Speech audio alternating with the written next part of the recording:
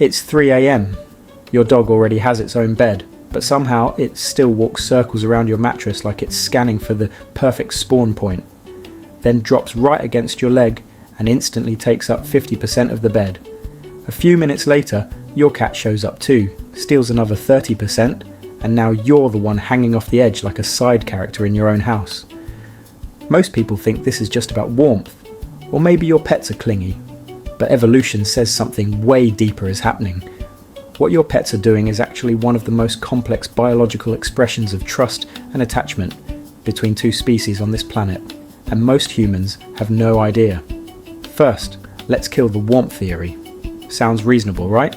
Your dog is cold, your bed is warm, but here's the problem.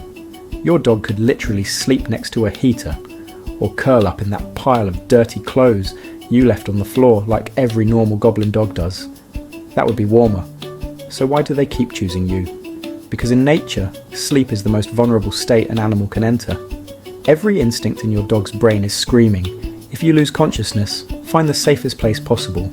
So your dog checks every corner of the house and ends up beside you. Back in 2015, researchers at Azabu University in Japan published a study in Science that found something honestly insane. When dogs stare at their owners and the owners stare back, both species experience a spike in oxytocin. That's the bonding chemical. The dog's oxytocin goes up, the human's oxytocin goes up, which makes the dog want to look longer, creating an emotional feedback loop, almost like a biological co-op mode between two different species.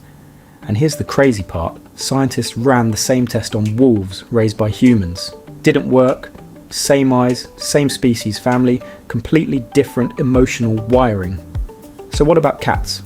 World famous neuroscientist Paul Zack, literally nicknamed Dr. Oxytocin, ran one of the most famous cat versus dog bonding experiments ever, later featured in the BBC documentary Cats vs Dogs.